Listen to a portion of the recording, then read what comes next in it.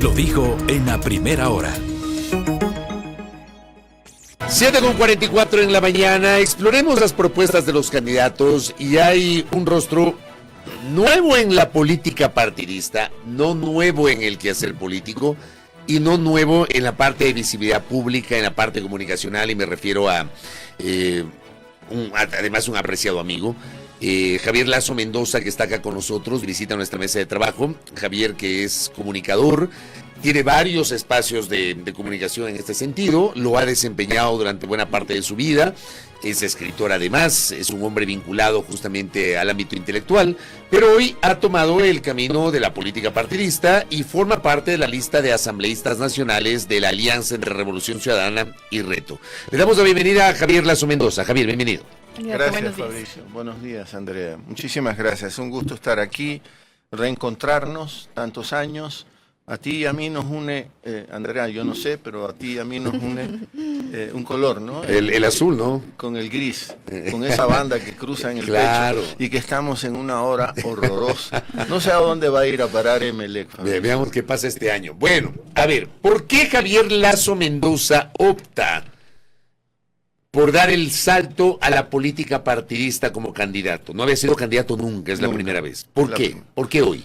Por una sencilla razón, porque sí es verdad que leo, y me gusta leer y mucho, desde hace muchísimos años, y yo estaba enredado en lecturas de un filósofo británico del siglo XVIII, y yo estaba conversando con la compañera de la recepción en la radio, y yo le decía que con el lenguaje propio de ese filósofo Burke, él planteaba, ¿no?, ante el horror, porque siempre en la historia de la humanidad tienes momentos críticos, ¿no? O pandemias, o desastres naturales, o problemas políticos, guerras, invasiones. Europa siempre ha estado guerreando. Europa es el continente de las guerras. La culta y civilizada Europa ha guerreado toda su vida. Y él se preguntaba, ¿por qué los malos tienen tanto éxito? En el lenguaje propio, ¿no?, de esa época. Y él respondía, porque los buenos no hacemos nada. O sea, él se ponía en el lado de los buenos y de los que procrastinan, no hacen nada, no se mueven, no mueven un dedo. Yo sentí que eso me interpeló. En esta hora del Ecuador, en donde venimos de pandemia en pandemia, dije, bueno, hay algo que hacer, Me ha estado angustiando el destrozo del Ecuador, la pérdida institucional, el crecimiento de la pobreza, el abandono de muchos sectores. A mí me parece que es grave lo que nos ha venido ocurriendo. Podemos discutir eso, por qué nos ha venido ocurriendo eso. Pero en eso me llamaron y me dijeron, oye, loco, ¿quieres ser de asambleísta? Yo dije que no, porque no tengo idea cómo se es asambleísta, no tengo una práctica en eso. Eso se aprende. Y bueno, dije, ok. Y aquí estoy. Pero inicialmente hubo una negativa. Inicialmente dije no. Sí, dije, chuta, yo no sé de esas cosas. Yo no tengo una práctica política y yo ya no soy precisamente joven, ¿no? Ya estoy corriendo mi década de los 70, ¿no? Ya mis nietos me ven como un ancianito probablemente, ya me miran con un poco de compasión, ¿no? Entonces dije, chuta, creo que es un poquito tarde, ¿no? Además, porque los trotes de una campaña son como correr una maratón, 48 kilómetros, y hay que ver si estás preparado, si tienes entrenamiento. Pero luego dije que sí y estaba presidiendo la lista de asambleístas nacionales. Como no, el anuncio inicial fue, luego del ejercicio de democracia interna, usted era la cabeza de la lista. Sí, y ahora lo pusieron tercero, me parece. No me pusieron tercero. Es normal, es legítimo. A mí me parecía... Es por alianza con Reto que Raúl Chávez la encabeza, que también ha estado acá, Raúl. Chávez preside Reto. Y cuando Reto hace la alianza con RC5, piden el primer lugar, y entonces es obvio. Yo no tengo... La política no se hace desde la vanidad. O el primer lugar o nada. Yo solo merezco el primer lugar. No.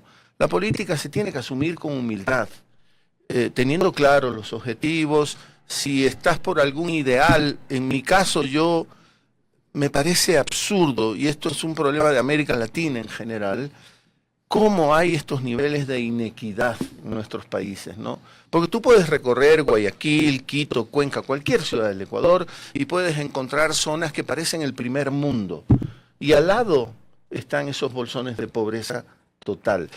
Acabo de estar el fin de semana, hice un pequeño recorrido, fue maravilloso, porque esto sí es bonito de esta política, tomar contacto con la gente. Guamaní, no sé si has estado en Guamaní Claro. recientemente, al sur, el sur profundo, ¿no?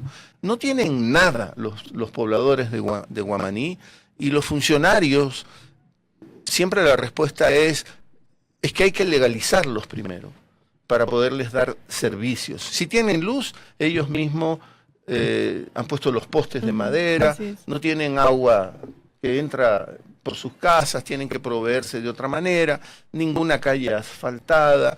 Entras mejor con un jeep, con un 4x4, y entonces uno dice, pero si me muevo media hora aquí en esta misma ciudad, y lo mismo en Guayaquil, voy a encontrar lujos desproporcionados. Entonces, ¿cómo podemos asistir a esas inequidades? Y no pasa nada, y vamos a seguir así si no nos decidimos a pronunciarnos, ¿no? Candidato, usted ha hablado de la angustia que le ha dado ver el país. ¿Le dio también angustia ver el debate presidencial el domingo? Sí, estoy descontento con el debate, y estoy aquí con un actor de primera línea que fue Fabricio, y que sí, yo tengo esas curiosidades porque yo soy preguntón también, Fabricio, Andrea. ¿Cómo fue vivirlo tan de cerca, no? Es como ir al teatro. Pero aquí yo lo estoy entrevistando a Javier. Ya. Javier no me está entrevistando a mí, Sí. yo lo estoy entrevistando a usted. Pero sí te puedo hacer de vez en cuando una que otra pregunta. Yo digo que es como ir al teatro, Fabricio. Si yo estoy en primera fila, veo toda la gestualidad del actor, de la actriz, ¿no? Si estoy allá arribota en una galería, no me doy cuenta de muchas cosas. Claro. Fabricio debe haberse dado cuenta de muchísimas cosas, el lenguaje corporal, la gestualidad de esos candidatos, candidatas. Pero yo sentí una cierta decepción, porque en primer lugar me parece que se aprendieron un discurso, frases hechas. Yo lo voy a decir, la candidata González, Andrea González, a mí me parece que lanzó frases hechas pensando en esos enjambres, no se le dice aldeas, creo, de troles, ¿no? Porque para captar esas frases y ¡boom!, lanzarlas en las redes, ¿no? Yo creo que muchas veces, Fabricio, miraban a la mesa para leer la línea que tenían que decir. Y entonces uno dice, ¿pero cómo? Tú quieres dirigir al país y tienes que leerte el guión, porque nada sale de tu cosecha, O sea, yo un poco comenté eso ayer porque decía la audiencia que me parece inverosímil que haya candidatos, porque es lo que yo vi, que no hayan tenido claridad sobre las líneas maestras de su plan de trabajo y hayan llevado intervenciones preestablecidas y se dedicaron a leer los puntos de su plan de trabajo. O sea, me invita a pensar que no tienen un cabal conocimiento del plan que registraron ante el Consejo Nacional Electoral. Y no, esto es más o menos lo que pasa en la Asamblea, ¿no? En la Asamblea pasan los debates que llegan con discursos preestablecidos, cuando la naturaleza del debate legislativo es escuchar una intervención y debatir sobre esa intervención. Ya, ese es el espíritu del Parlamento, de hablar en el Parlamento, no de llevar discursos donde nadie se escucha. Y eso sentí que pasó en el debate. Y eso me permite retomar un poco el tema suyo, el tema de la Asamblea. ¿Cuál es el derrotero que usted advierte para la próxima legislatura en este contexto? Usted le ha contado a la gente por qué decide tomar esta opción de ser candidato. Si se convierten en asambleístas, si llegan obviamente a la próxima asamblea, ¿hacia dónde debe apuntar esa nueva Asamblea Nacional, Javier? A la recuperación del Ecuador, reconstituir, pelear por la reinstitucionalización del Ecuador. ¿Qué significa reinstitucionalizar el Ecuador? En Administración de Justicia, por ejemplo, recuperar muchas de las instituciones que teníamos en el Ecuador. ¿Por qué desaparece el Ministerio de Justicia? ¿Por qué tienes que desaparecer al Ministerio de Justicia? ¿Por qué desbaratas la estructura que tenía a su cargo el tema? ¿Por qué el tema de la relación con el crimen, ¿no? ¿Por qué mezclas en un solo ministerio política interior y policía y todo. ¿Por qué se desbarata una estructura que venía funcionando y que nos llevó, a ustedes dirán, viene a repetir lo mismo de siempre? Bueno, vamos a repetir hasta el cansancio si es necesario, porque teníamos una tasa de 5.6 muertes por cada 100.000 habitantes, o asesinatos por cada 100.000 habitantes, a llegar a lo que hoy tenemos, que nos ha convertido en uno de los países más peligrosos del planeta, con ciudades que son las más peligrosas del planeta. Tú no puedes entrar a Durán así nomás. Mi ciudad, que también... no, tú eres de Esmeraldas. No, yo soy ambateño con raíces manavitas. Bueno, perdón. Esmeraldas, yo quiero muchísimo Esmeraldas. Pero ¿cómo llegar a crear, digamos, una nueva imagen de las instituciones o crear confianza desde la Asamblea Nacional, que evidentemente tiene una aprobación ahora bajísima? Es histórica la población baja de la Asamblea Nacional, porque es lo que dice Fabricio, porque no vamos preparados para debatir, sino que vamos con un discurso que lo hemos escrito y no importa si me dijeron Z y yo respondí con A. Pero ¿cómo hacerlo desde ese espacio, desde la Asamblea Nacional? Porque, digamos, ahí va a llegar también mucha gente que va a repetir un poco lo que hemos vivido en las últimas asambleas nacionales. Bueno, mira, yo ese debate no lo haré con esas personas, pero les profesaré un profundo respeto. En efecto, como lo ha dicho Fabricio, yo no soy periodista, pero sí soy comunicador, y en la comunicación he aprendido que al otro no lo tolero, al otro lo reconozco, que es distinto, y al reconocerlo lo veo con todo el derecho de pensar todo lo contrario de lo que yo pienso, y es la oportunidad para exponer mis ideas, y luego hay que hacerlo con buen nivel, Fabricio, como conduces un debate de presidentes, porque lo que yo vi es que tenías muy claro tu papel, ¿no? Aunque puedo decirte, con el profundo respeto que te tengo, Andrea, Fabricio debe de ser uno de los periodistas que más experiencia tiene en las coberturas legislativas. Totalmente. Desde el Congreso, parlamentos, asambleas, Fabricio ha estado ahí y conoces esa lógica. Pero yo decía, veía a mi amigo Fabricio ahí en ese escenario que le daba tanta exposición, ¿no? Por ejemplo, cuando al candidato Noboa, que es raro, ¿no? Porque es presidente y candidato, y no puedes claramente dividir esas cosas, no en la práctica, ¿no? Por la profesión al poder que tenemos. El poder nos seduce, ¿no? Y todo el mundo... Y luego obnubila, ¿no? Claro, nos obnubila, por eso las abuelitas... Seduce lograrlo, y una vez logrado, obnubila ese poder. Y por eso las abuelitas decían, ¿quieres conocer a alguien? Dale un poquito de poder, para saber exactamente quién es. Pero a lo que iba es que, cuando a Noboa, creo que fue Tabaqui el que le lanza esa provocación, ¿no? Y le dice, deme los 4 nombres, y él dice, esa no es una pregunta, y se va por otro lado. Yo digo, Fabricio, el reglamento te permitía, o no es un reclamo, no te puedo hacer un reclamo, tengo profundo respeto a lo que has venido haciendo, no estás aquí por gusto, no es un recorrido que has hecho. Yo digo, el moderador podía o no, o la moderadora podía o no decirle, no, señor candidato, esa es una pregunta, respóndala, por favor. Si hay ahí una pregunta. El candidato Noboa habla de las Malvinas, no profundiza en el tema de los 4 de las Malvinas. ¿Cuál era el papel nuestro? Ya te voy a contestar, pese a que yo soy el que entrevista, solamente, y esto le conté a la gente ayer, la audiencia sabe porque eso lo he explicado. El papel nuestro, y según el reglamento del comité preparado para este debate, el papel nuestro era encauzar el debate con base en el tema que se estaba planteando. Noboa, al final del día, es verdad, su respuesta no fue satisfactoria y yo la critiqué ayer en este espacio, incluso coloqué un extracto de la respuesta de Noboa, donde no menciona los nombres, pero sí menciona el tema de Malvinas. Por eso no fue interrumpido, ni por Denise ni por mí. Pero claro, otra vez, esto lo he comentado, es un problema no solo del formato, o no necesariamente del formato, sino de la cantidad de candidatos que tienes ahí. O sea, es complicadísimo llevar adelante un debate de esa manera.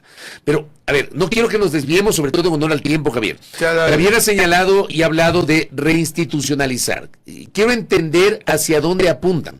Porque he escuchado, por ejemplo, hay quienes ofrecen una asamblea constituyente, hay quienes dicen que hay que recuperar las instituciones. Hay que hacer algo similar a lo que se hizo en 2007.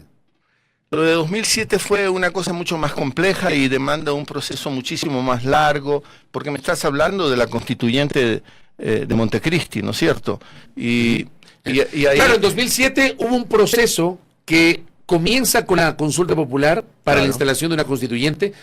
Hay elecciones de una constituyente, se instala la constituyente y la constituyente vuelve todo a foja cero, o sea, cesa a casi todas las autoridades, porque hubo gente que no fue cesada, ¿ya? Carlos Poli no fue cesado, por citar un ejemplo, ¿ya? Y ese es un tema que se lo ha comentado en varias ocasiones. Fueron cesadas todas las autoridades de control, menos Carlos Poli, y luego hubo un proceso de encargo de las instituciones de control del Estado. ¿Habría que hacer algo parecido, Javier? Yo no estoy tan seguro de eso, Fabricio, porque hay un contexto histórico que tienes que obtener.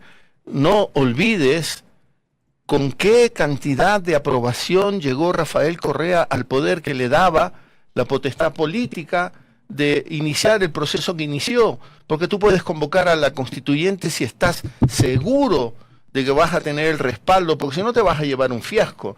Vas a retroceder mucho políticamente hablando. Entonces, ¿habrá esas condiciones políticas?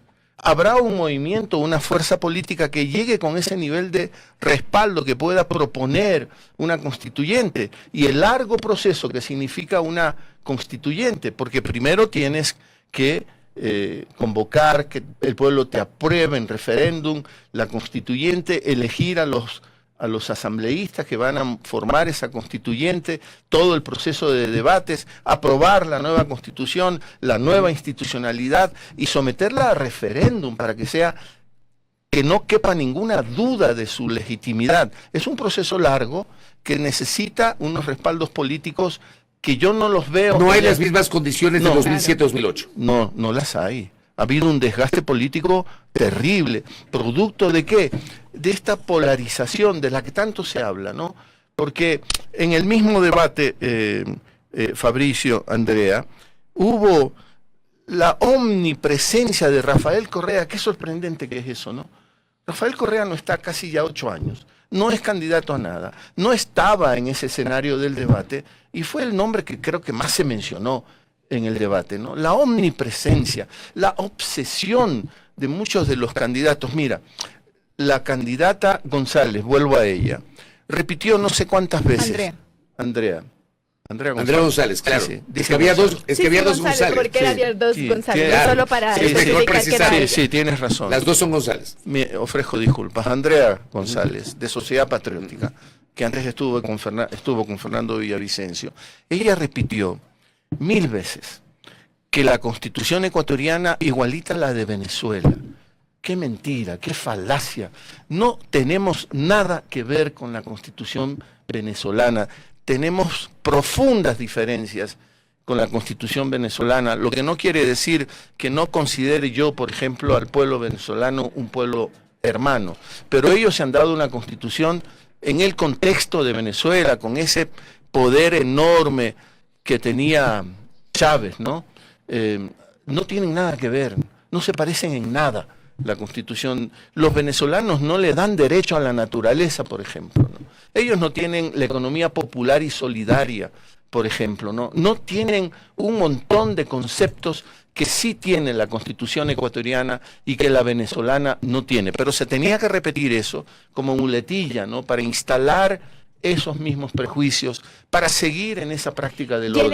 En ese sentido, entonces, de llegar a gobernar, digamos, y también de llegar a la Asamblea, la Revolución Ciudadana, con un número importante de legisladores, ¿no habría también esta especie de revancha con todo lo que ha ocurrido respecto de este odio, etcétera? ¿Habría tal vez, digamos, entre comillas, una consecuencia de llegar al Parlamento, de pedir tal vez incluso, si se quiere, entre comillas, justicia por lo que ha ocurrido en los 8 años? Andrea, aunque no me lo creas, yo no voy por ese andarivel, sinceramente, ¿no? Porque si estamos diciendo que haber instalado el odio, que el odio no te permite mirar al futuro, el odio te devuelve siempre ¿Y el partido pasado. que lo respalda? El partido te tiene que respaldar, porque si el partido, el movimiento... Pero digamos, ¿qué dicen ellos respecto de aquello? Estamos de acuerdo. Es un proceso de construcción de esperanza. Parece ingenua la palabra esperanza, como que solo la Biblia habla de esperanza. El nacimiento de un niño es un hecho de por sí esperanzador, porque una nueva vida viene. No, es más profundo el concepto de la esperanza.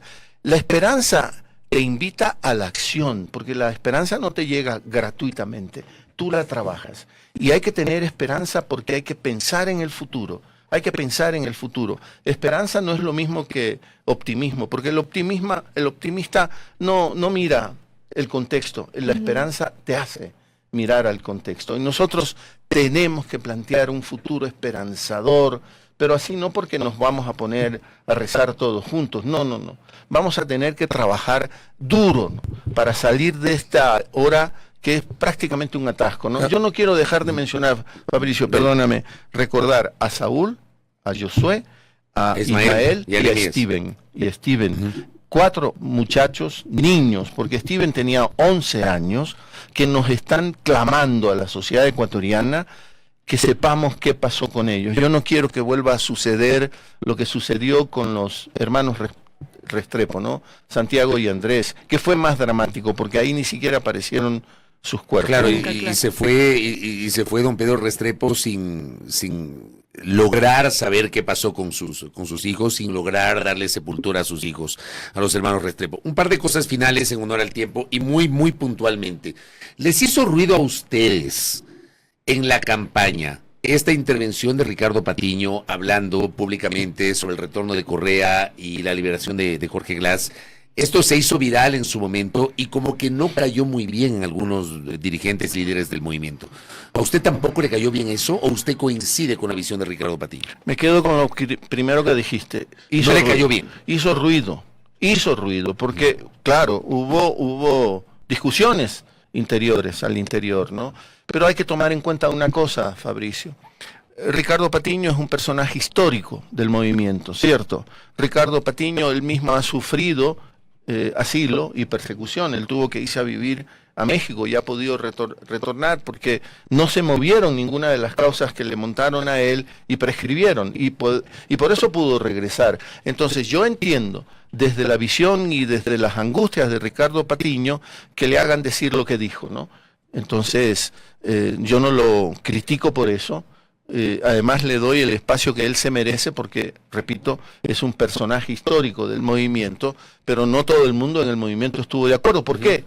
Porque preferimos pensar, es tramposo, ¿no? Porque escucho abogados, ¿cómo se llama este abogado? Se me van los nombres a veces, qué pena no recuperar el nombre porque sería importante, que dice... No, la administración de justicia está por los suelos. En el Ecuador no se puede administrar justicia porque todo está cooptado. Entonces, el caso Glass, bueno que los jueces decidan. Entonces, a ver, hermano, pongámonos de acuerdo. Primero me dices que la administración de justicia no sirve, pero cuando hablamos de Glass me dice que se haga lo que dicen los jueces. Entonces, ¿en qué quedamos? No hagamos esta doble moral, no hagamos este juego perverso en la sociedad ecuatoriana. Para mí, Glass estuvo casi 6 años preso por la primera causa, ¿cierto? En el caso Odebrecht. Esa fue su primera sentencia. Así es. De sobornos. Exacto. Y luego otro juicio por el... De reconstrucción de Manaví, que el que se está desarrollando. Por el Parque Las Vegas. Ese es. En Puerto Viejo. Yo tengo ascendencia manaba por el lado de mi madre. Y claro, me fui a Manaví relativamente poco después del terremoto, a visitar parientes y a visitar amigos. Por suerte me encontré que todos los parientes estaban vivos, pero era impresionante. Y te llevaban a zonas de Puerto Viejo a decirte, aquí se tragó todo la naturaleza, desaparecieron todas las casas, con toda la gente adentro. Y una de las zonas más conflictivas fue el Parque Las Vegas, donde se asentó el Parque Las Vegas, porque hay que decirle a la gente, aquí no se asienten, y para garantizar que nadie se va a asentar ahí, hagamos mejor un parque.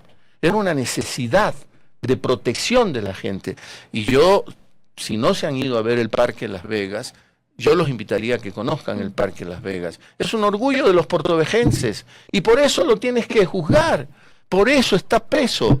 Por eso también hay juicio. Y lo metes en la cárcel de máxima seguridad del Ecuador. en La Roca, en Guayaquil. ¿Usted opina, solamente para cerrar, usted opina y coincide en que Jorge Glass es un perseguido político? Jorge Glass necesita justicia. ¿Es Eso un perseguido?